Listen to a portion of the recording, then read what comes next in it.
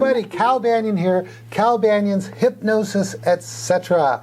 Hey, you know what? I got something really special going on today, but before I tell you all about it, I want you to know that if you're watching this video anywhere except calbanyan.com,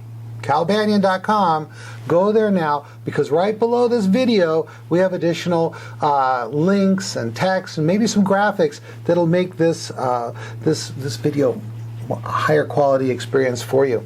All right, now you know usually I have Meredith or usually I have Elron, but today I've got someone extra special, and let me tell you about today's guest and see if you can figure out who it is.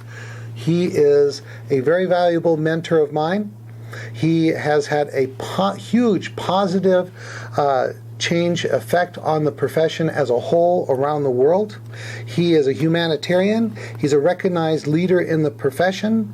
He's the leader and founder, one of the founding members, original founding members of the National Guild of Hypnotists. He's a leading force in setting professional standards, ethics in the profession. He's responsible for 3 hypnosis publications: the Journal of Hypnotism, the Hypnogram, and the Hypnosis Today magazine. He ensures that one of the largest and friendliest hypnosis conventions happens each year, and he is known as the father of the profession, as a unique and separate profession. Let me give to you today Dr. Dwight Damon. How you doing, Doc? Terrific. It's nice to be here with you, Cal. I always enjoy your blogs, by the way. Oh, well, thank you very much. I don't always agree with them, Cal. Well, you know, that's okay. A lot of people, you know, if I get 50-50, I'm feeling pretty good. Well, that's the way I look at it, too. We have our ideas, and we want to put them out there for folks, and then they can make their own decisions. Yeah, that's right. You know, I want to tell everybody the reason that I managed to get you here is because today, as we're recording this, we're getting ready to go to Anaheim to the National Guild of Hypnotists Solid Gold Weekend. And so Dr. Damon was willing to stop by our office. He's just had the grand tour of the Banyan Hypnosis Center, and now I'm going to have him talk on a very special topic. How was that for you there, Doc? Very good. Yeah. Okay. You want me to go right into it? Is that it? That's the lead in? Why don't we talk a bit about Solid Gold? I do appreciate your inviting me here to your facility. It really is terrific. I'm glad to see it in person, and I'm very impressed. It's one of the finest facilities I've seen as far as professional hypnotism goes. I can probably name a dozen, and you're in the top dozen. So we are here for Solid Gold over in Anaheim. We've been doing it for 12 years. It's a weekend conference, and we do it usually in February or late February, going over into March. And for 12 years, we did it over in Las Vegas. And we thought we would come over here and try it out in California too. And basically, coming to Vegas was with keeping in mind, I think, that our members on the West Coast would be able to attend, that they would come over. So I thought we'd just bring it a little closer, and that's why we're here in California. And it's nice to be here because this time of the year we just came from a lot of snow and ice on the other coast. So it is nice to be here. Now, you were mentioning the book, and are you interested to know what the title of the book is? I would. Of course. Well, the working title is The History of the Development of Hypnotism as a Separate and Distinct Profession in the United States since World War II. And I figured that's an awful long title. It's okay for a working title, so I've shortened it to Hypnotic Recollections. Good, and then the subtitle could be all that stuff. Well, we'll try to figure that one out. We'll have to have a big cover for it if we use the whole title. But that's what it does cover. I mean, it's actually covering about 66 years, over half a century, of the development of our profession. And you might want to ask me, why Dwight, are you writing? Well, let me tell everybody that this is the reason that I have the doc with us today. Is I was on the phone with him the other day, and he's telling me about this book, and he's just telling me all these stories, and it's things I've never heard before. And, I've always wanted a book like this. There's all these old books on, Mesmer and all those guys, but there wasn't really anything about the people I hear about, but that many I haven't met. And so I was very thrilled to, find that this book was coming out and encourage everyone, the National Guild, to do that.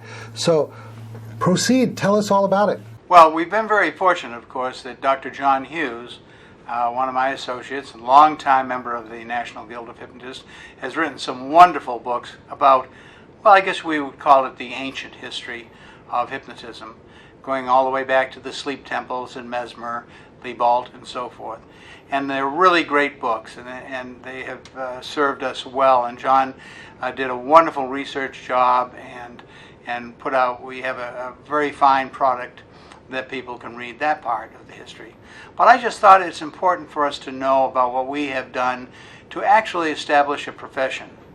And a lot of people don't realize, if they're new to the field, that it hasn't always been the way it is now. I mean, we fought some wars since 1945, and I think the reason I wrote it is because I lived it. And I think because I was young and enthusiastic and really into it, that I have good recall.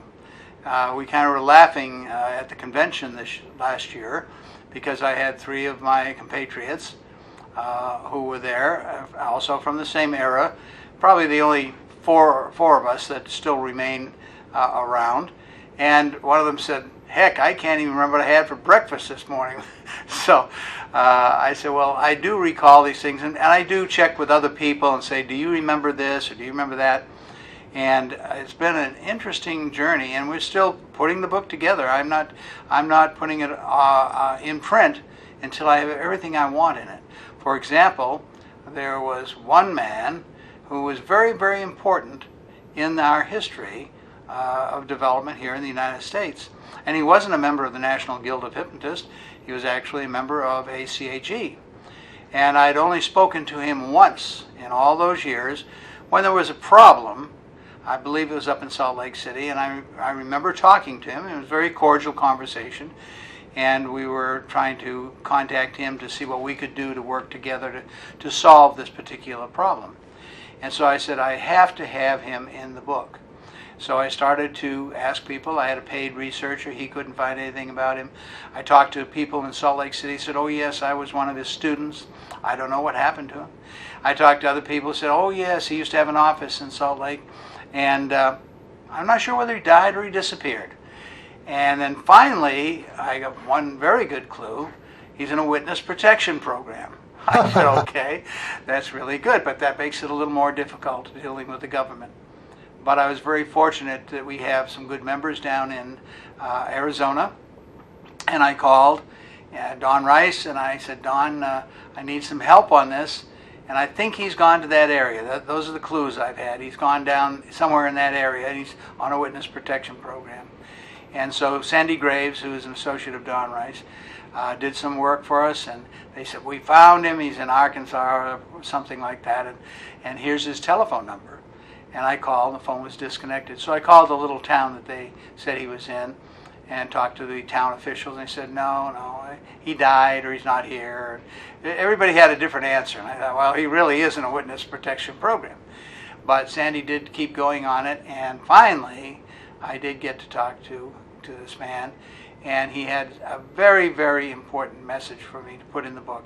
It's a report on how he went toe-to-toe with a psychologist who was trying to put us all out of business. Well, I think that's probably why I had talked to him on the phone, because there was a master plan at one time to put us all out of business, what they considered lay hypnotists. And so I also had been up against this man and his cohorts. So that's in the book. It's interesting. It's something we have to know. If we don't know our history, then we're apt to repeat the mistakes. We won't appreciate what has gone on before us. And, a lot of times people say, well, everything's run by the good old guys. Well, that's not true. It's been run by the good old guys simply because as we have done the things we've done in this profession, we've aged. We can't help that. That's Mother Nature. But age is only a number. And so we are really looking to the younger people who are coming into the profession to keep things going, keep the momentum up. And I know we have a lot of people. What do you think about that? Don't you see a lot of people in your classes, Cal? Well, I sure do, and you know, with youth comes that enthusiasm. And one of the things I kind of wanted to say is I can't think of a better person than you to write this book, because when I was at the National Guild of Hypnotists headquarters, you have all that documentation, journals going way back, and all that literature, and you have all those resources to back up. It's not just memory, but good, sound documentation of the history of hypnosis. Well, we do. We have newspaper articles, we have ads, we have pictures. And sure, the pictures are old, but the history is old. And somebody said to me recently, well, I hope you're not going to put a bunch of old pictures in there. Well, of course I am, because they're from another era. And if we don't preserve those pictures, first operation done under hypnosis in Quincy, Mass, we have a picture of that. And if we don't preserve those things, then they're lost with time, and nobody will ever remember. So I think it's important, and we have a lot of archives, and we have a lot of artifacts that I have to be careful that I get so enthused about looking at the old things. And I have people who actually are sending me things. I have people on the internet who are very active in finding things for me. And so it's really a group effort. We have a lot of people that are interested in seeing this book completed. Do you, in the new book, do you talk about, is it Dr. Rexford North? Yeah, Dr. Rexford L. North was my mentor. Actually, you know, people say, well, can you learn to hypnotize from a book? I always say, yes, you can, but it's better to have personal instruction, to have a mentor. And I bought my first book, it was either 1946 or 1947. I was a student at Cushing Academy, prep school up in Massachusetts. And back in those days, the ads were pretty lurid when it came to hypnotism. And not lurid. You saw the fellow with sparks coming out of his fingers, things like that. And so I was young, and I wasn't yet 16 because I didn't have a driver's license. So I was probably 15 or 16 years old. And I saw the ad, and I said, gee, I was already working when I wasn't in school as a professional magician because of my family's entertainment business. And so I thought, well, that would be nice to learn to do hypnotize people and use that in my act to, you know, hypnotize myself and others was what they used to say. So I did get my first book, and I didn't really succeed in hypnotizing too many people because I was reading the script as I was going along, but I made the effort. But then when I went to Boston, to Emerson College, I was on my way to a frat rush party, and I saw a poster, a little poster, and an ad for a free lecture demonstration of genuine hypnotism. And I thought, well, genuine hypnotism, that must really be something. So I went, saw the demonstration. It was Dr. North. And I said, this is the course I have to take. And so I did study with him. I ended up going to work with him, living right there at the Hypnotism Center. I was still going to college, but I didn't have to pay for a rooming house or apartment or anything, and because I was staying at the Hypnotism Center, and part of my pay was my room in the apartment that was attached. So he was an unusual man. He was stone deaf, absolutely deaf, and he compensated in so many ways because of that deafness. And he taught me the real, true secret of persistence and follow through and detail. Everything was detail. I remember one time we were doing mailings, and I slipped in. Back in those days, our mailings were rather primitive. We didn't buy labels, we made labels. And I would type up the different labels, and I slipped in a couple of my friends' names. And he just scanned through real fast through the pile of brochures we were mailing out, spotted the two phonies, and pulled them out and said, you know, I'm not paying to send things to your friends. And at the time, I wondered, how the heck could he figure? Of course, now I realize everything else was alphabetical except the ones I put in there. But I was rather naive at that age. So I learned a lot with him. He was really quite a man. And when I went into the service, and when I went out to got out of the service. I used the GI Bill to go back to college, and I decided on a career as a chiropractor. And so I went out to Davenport, Iowa. And again, in those days, we didn't have email, we didn't have cell phones, and cell phone wouldn't have done any good with him anyway because he couldn't hear. And so he used to correspond by regular mail. And he was also did shows as well as running the office in the center. And he said he was going up to Maine to do a show. And that's the last I ever heard of him. He disappeared. Nobody in Boston knew what happened to him. Everybody was surprised that he just vanished off the face of the earth. And people have tried to find out what I've gone and made a lot of effort to try to find out what happened to him, but we don't know. So that's a bit of a mystery, but I know he'd be very proud of what we've accomplished, what all of our members and all of the hypnotists have accomplished in this 66, 67 years, probably 60 years that he's been gone. And he would be very, very enthusiastic about that. Yeah, so that's a mystery, right? And I'm thinking that there's probably some other interesting mysteries that maybe you could talk about in the world of hypnosis, or just interesting factoids for the audience that maybe they never heard anywhere else. Well, I'll tell you a few things. I'll just give you clues because, I'm not going to put the whole book on your blog. Oh, come on! I worked too hard to put it in print. Somebody said to me, "Why don't you record it and just read the whole book?" And I thought, well, whenever I listen to a recorded book, I always fall asleep and lose my place, so I didn't think that was a good idea. Yeah. And, well, for example, we have a hypnotist that I speak about who put a contract out on his competitor and did jail time for it. And we have another one who actually we have a certified hypnotherapist from California who's also a TV and movie star. We have one who was from the East Coast, a ventriloquist on television, who also was a hypnotherapist. And these are people that didn't make a big thing out of it, but they were in the profession as well as the other professions that they had. And I think these will be interesting facts, or factoids, I guess, that people would like to hear about and read about. And much of this I can, I'm substantiating with newspaper articles, magazines articles, 15-day hibernation, an actual hypnosis sleep done in a hospital in Chicago. That certainly is very, very interesting, and the results and so forth.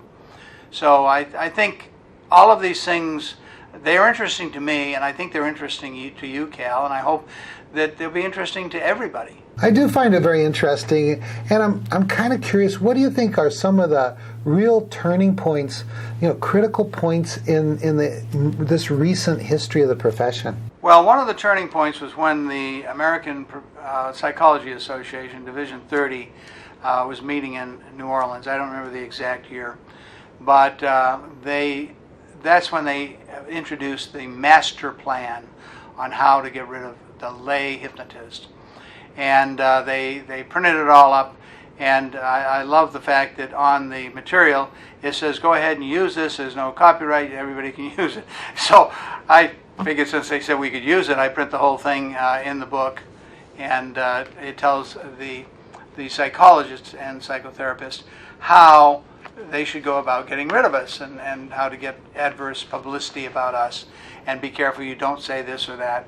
And that was really interesting, but that was a turning point because I called some of the other groups, the other associations, and I remember I called the president at that time of, I think his name was Levine from New Jersey, but I called him and I said, we'd really like to have the AAEH, the Association for the Advancement of Ethical Hypnotism, will work along with us on this. We're trying to get all of the different organizations across the country to help us combat this master plan. And he said, well, I'll tell you, Dr. Damon, he said, I've got committees. And he said, by the time I round up all these people who are on the committees and get permission, you will already have solved the problem. And I guess he was right, because we can't wait. I've had some wonderful volunteers in the years. People who work, well, for example, Scott Giles. Reverend Scott Giles is a licensed counselor, minister in Illinois. He doesn't need to worry about licensing or protecting professional hypnotists because he's covered already under his other license. But he has been the kingpin of our ethics committee and our legislative liaison officer. And he's done all this as a volunteer. Spends a lot of time and a lot of money doing these things because he's interested in benefiting the profession. And there are so many more people that work along with us. And I won't mention the people who are on the ethics committee. We usually don't do that. Scott doesn't mind, but because we don't want people calling them and saying, well, I disagree with your opinion and so forth. It's not, we're not taking votes on that. They look at all the facts when there's an ethics complaint, and they discuss this among the committee members. We have the ministers. We have 2 ministers, a lawyer, a nurse. I guess that's it. And a Cal Banyan. I'm sorry. Yes, and whatever Cal. I am. Cal, well, a because you're sitting right here with me, I didn't think of you. I'm looking at you. Yes, but now you've given it away. You see. I'm not afraid. They'll call. All right. Bring it on. And I'm just, afraid. an ex officio officer, so there's no way of saying that I'm judging or commenting on the outcome of an ethics complaint. And I think it's very important for us to be very ethical. And in this day and age, I'm not going to get on a rant, but I may be getting on a rant. There are people who are doing things in the field of hypnotism. They're absolutely ridiculous. They're taking us back a step or 2 or 24 or 100. And they're doing things that don't point to us as being professional. I mean, it's not a game anymore. It's not just an amusement. We have a profession. And in the Guild, we like to say we're consulting hypnotists, that we work with ordinary, everyday people for ordinary, everyday problems of life. And there's so many ways you can expand from that when you're talking to a person.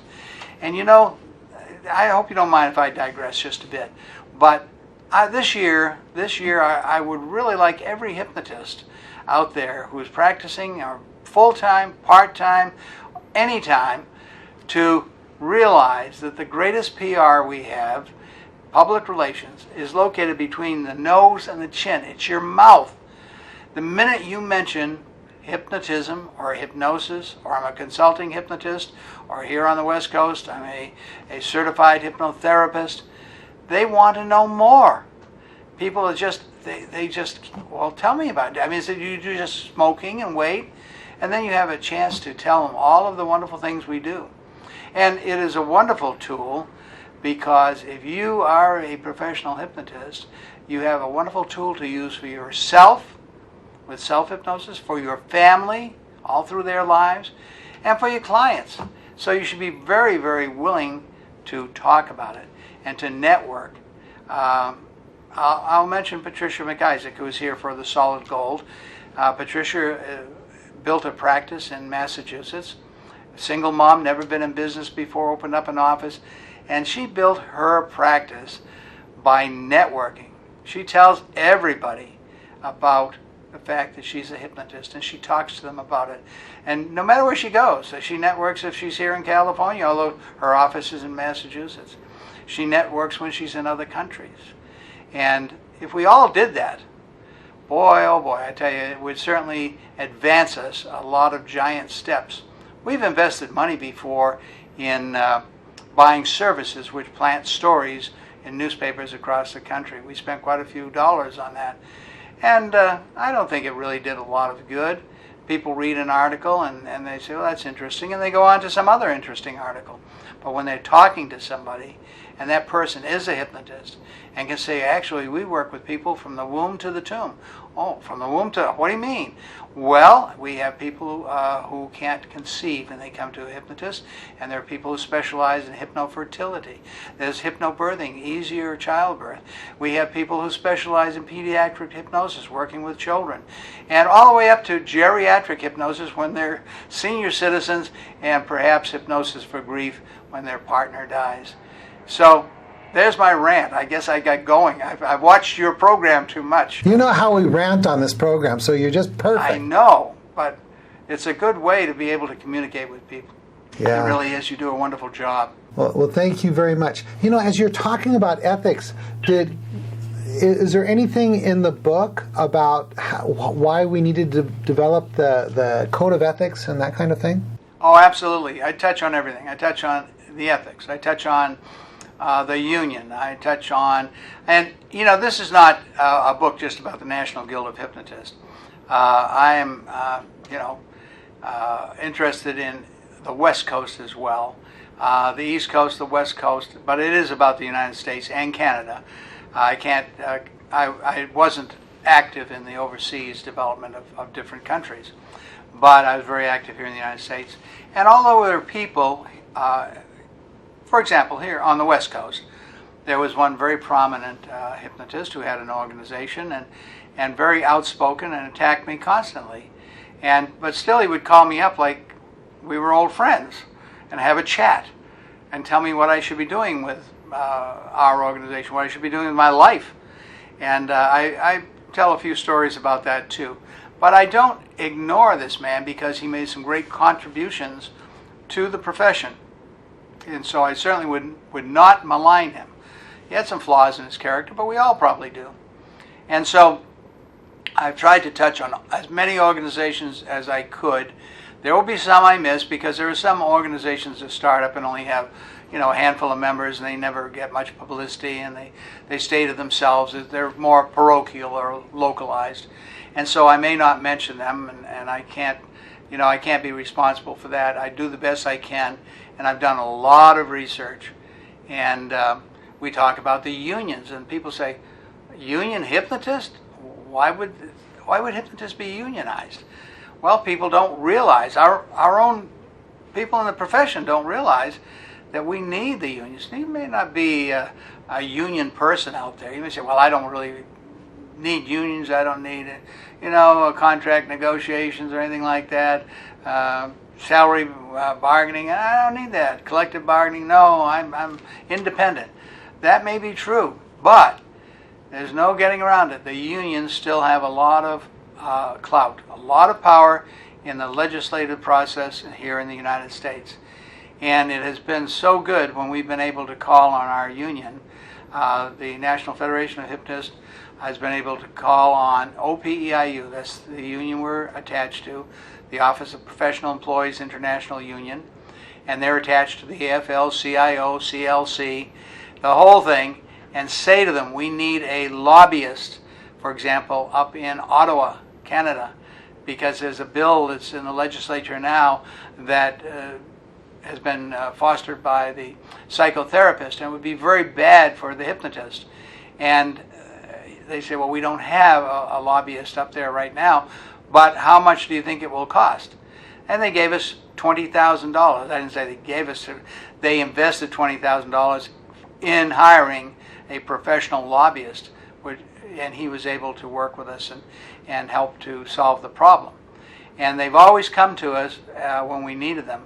We had a situation in Florida just recently where a new legislator was inadvertently, they were trying to wipe out bills and parts of bills that were useless. They sunset these different things.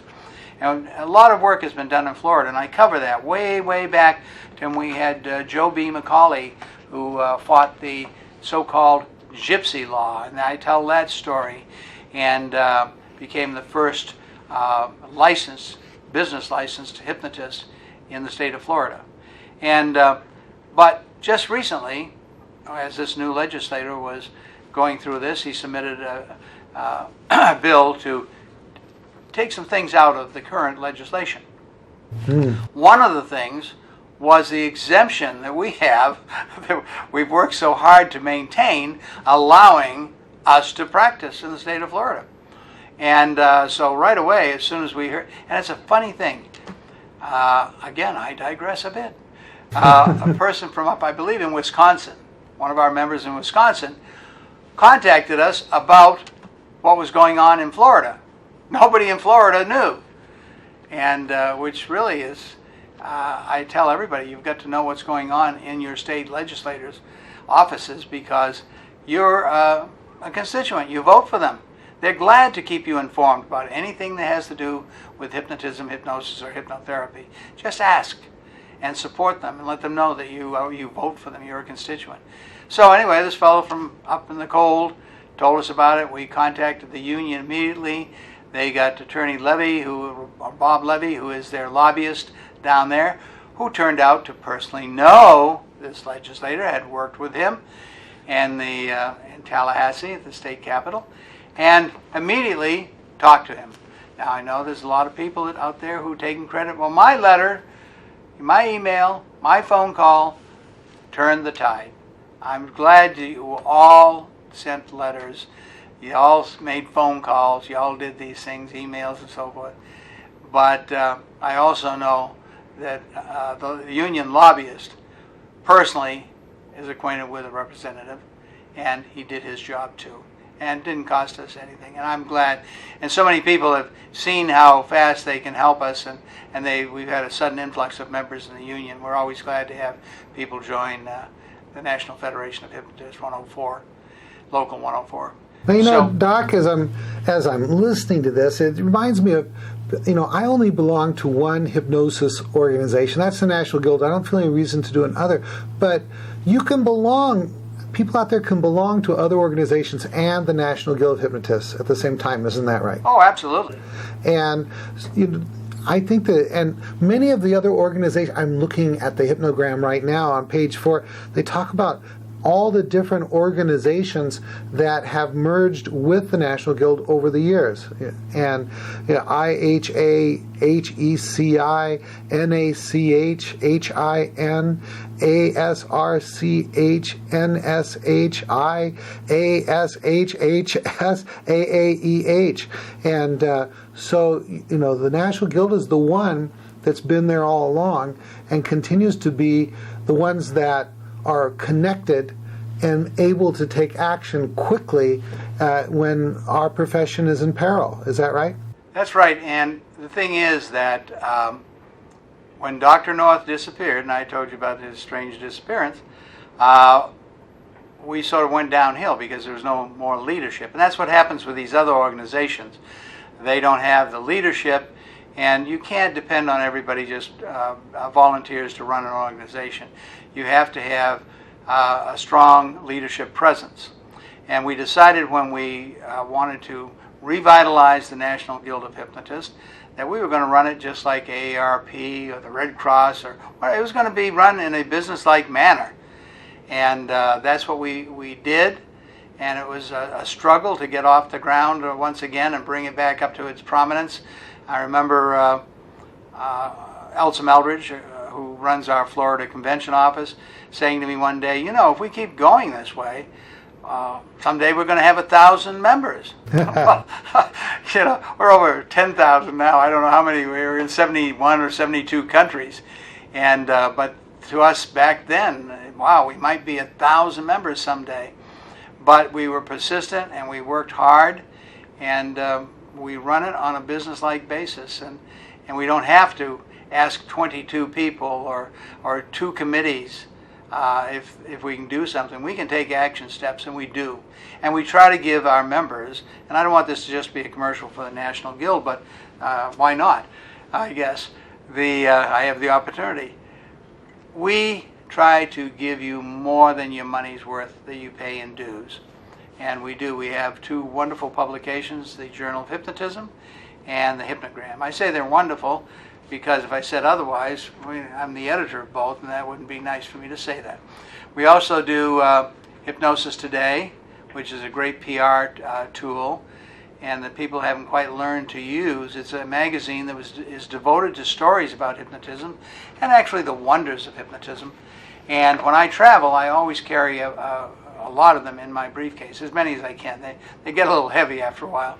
And just on the way out here to California, we had a very nice flight attendant. I have a tendency to go back to the old verbiage of stewardess, gender-specific, actor, actress. And, I get chastised for that many, many times, and I don't mean anything by it.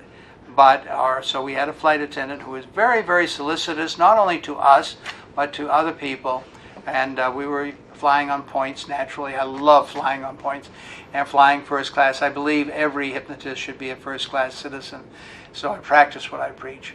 And so I always go up to the galley and introduce myself and say, I've got a couple of magazines that we publish. It has some great stories in here. And I notice you have three of you folks working, and I know you have downtime in between flights. You have some time on flights to read.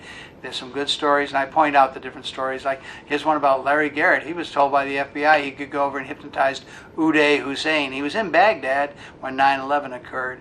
Here's one about Patricia McIsaac when she was doing hypnosis for AIDS, HIV and AIDS patients in Botswana in Africa. And I point out the different articles very briefly and give them the magazine. I said, here's for all of you. And right away, the head flight attendant said, wow, this is great. You know, do you do smoking and weight? And I said, oh, we do smoking and weight. We're consulting hypnotists. And she said, consulting hypnotist, what is that? And so it gave me an opportunity to do the PR.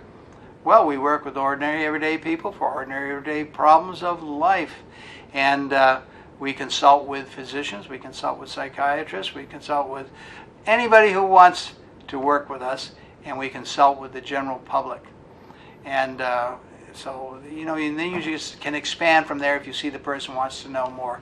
And there's so many opportunities to do this when you're in a line, waiting in line, and people say, oh, or you're on a plane, people say, what do you do for a living? What an entree. I was in an elevator once at a hospital. You know how large the elevators are, so they can get a gurney in there. And the token priest, it was a Catholic hospital that had been taken over by management, so they still had one priest and one nun. And he was standing in one corner of the elevator, I was standing in the other, and I had my pin on my lapel. And I noticed he was turning his head like this, and he was reading the pin. National Guild of Hypnotists. Oh, are you a hypnotist? And I said, yes, I am. He said, are you Dr. Damon from Merrimack? I was a nearby town. I said, yes, I am. And so we had a wonderful conversation. And this priest in a medical hospital became a great referral source. And naturally, I sent him free information as soon as I got back to the office. And there's a little joke about that, and it's a true story. You want me to tell that? Yes, please. Oh, of course. So I don't know. I don't want to bore you with all these things, but I think that's what we've got you on here for, is to bore us with all these good stories. Well, I just feel like I'm being pretty gabby, but that's one of my traits. So, they always say that, the guy that has the mic has the control, and I've always believed that to be very true. So, the idea was that I was in the office, and those were back in the days when I used to answer the phone on a weekend. I used to check the emails on the weekend. I used to check the, fax machine, everything on the weekend. And I shouldn't have even been doing that, but I was. So it was just after closing on Friday, and Melody had not left the office yet. The phone rang, and I said, I'll get it. So I answered, and it was a woman from New York City, and she wanted to order something. And I said, well, okay. And I wrote it down. I said, I'll take care of this. I'll have the girls send it out Monday morning. Dr. Damon, what do you mean the girls? And she said, I'm going to send you a booklet, When Girls Become Women. And I said, well, the thing is that the girls I'm referring to are my daughters. And from the time they were conceived and born, they've been called my girls, and they don't like to be called anything else. And so anyway, she was apologetic about it. Then right after that, and Melody was standing there thinking that I'd really insulted somebody. Right after that, phone rang again. And a woman called and she said, I'd like more information about hypnotism. And we chatted for a few minutes, found out what she wanted, and I said, okay. On Monday, I'll have them send you, and I didn't say girls this time, I will have them send you a nympho kit. And she said, I'm not a nympho. And I said, sorry, you misunderstood me. I said info, I-N-F-O. And so we get our laughs. Dealing with people, it's the public, and you have this happen in the office. You have strange things that happen, funny things that happen. And you reflect on it, and it's all part of the big scheme. It's all part of being a hypnotist and being in this wonderful profession.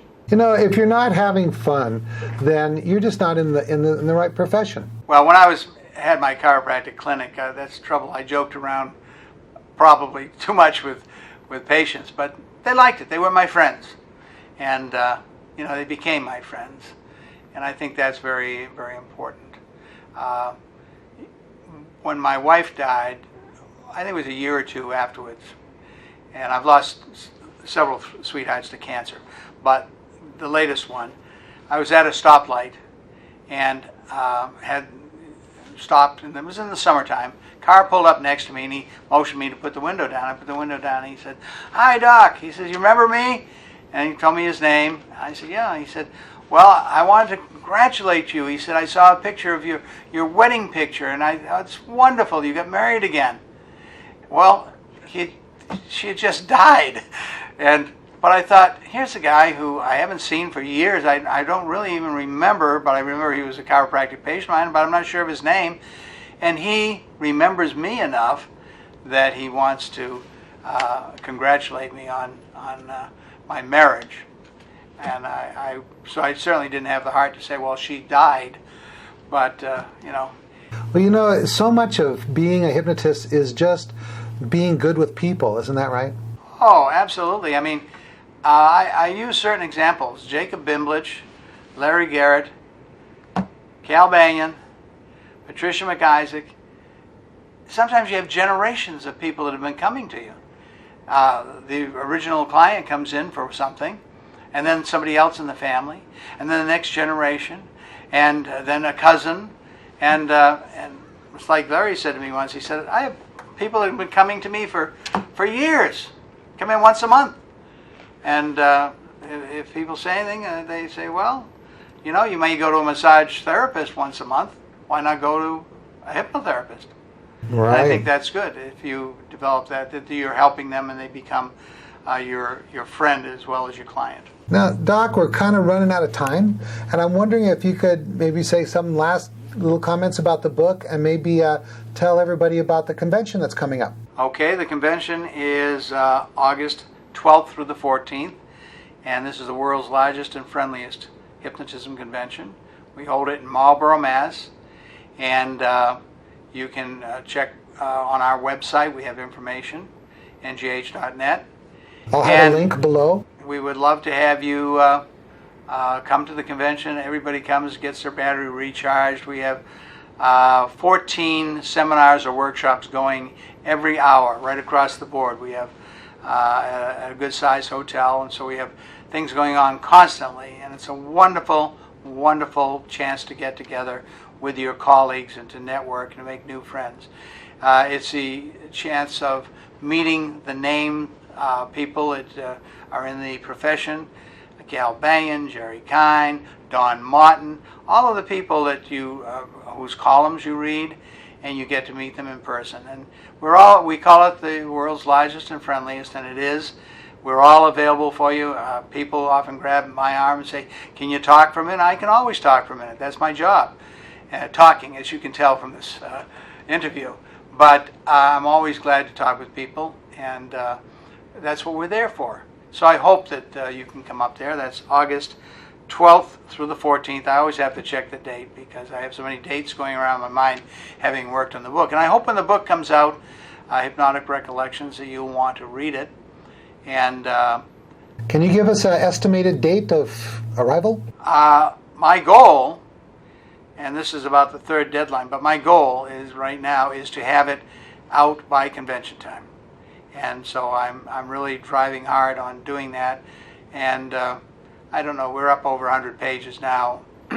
And we haven't put all of the artifacts and the different photos and so forth in. And I still have a couple of more chapters to do on specifics. For example, on women in hypnotism. I think we have to explain why there weren't women back in the early part of the era, and when they came in, and the women who made great contributions to the profession. And so there's stage hypnosis. Actually, I am doing a chapter on stage hypnotism. Back when I started, we were mostly all stage hypnotists. We had 95% of us probably that were stage hypnotists, and 5% that actually did clinical or office work. Well, you know, Elron would like to wipe out all stage hypnotism everywhere. Yeah, and I did watch that, and but I'm going to tell you something. You know, I have mixed feelings about it. Would it make things any better? No, I don't think so. People enjoy it as an entertainment if it's done nice in a nice manner, ethically, and you work with clients. Because I've had many clients come to me after seeing a show.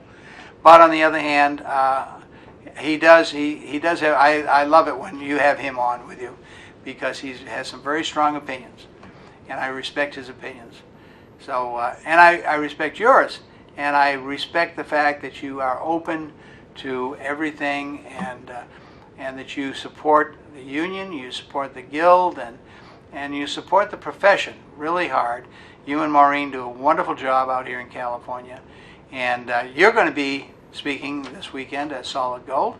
And of course, you do your workshops and so forth in August at our convention. So I'm looking forward to doing the Week of Power there in August. So, well, Doc, we're out of time. That's it. It's been fun. I want to thank you so much for stopping by the Banyan Hypnosis Center and doing this. It's a real treat, and we're going to have this up on calbanyan.com, and it's also distributed throughout the internet in different places and stuff. But I just want to say that I really appreciate the guidance that you've given me over the years as I've been, growing and maturing in the profession. It has really been useful to be able to call you up and get your input on things. It's really been a big part of my personal and professional development. So thank you very much. Thank you. All right. This is Cal Banyan, Cal Banyan's Hypnosis, etc. We'll be back. And, I don't know exactly when I'm going to have it up, but we're going to have another special co-host coming up that we've never had before. And you're going to be excited to see who it is. All right, that's it. Cal Banyan signing off.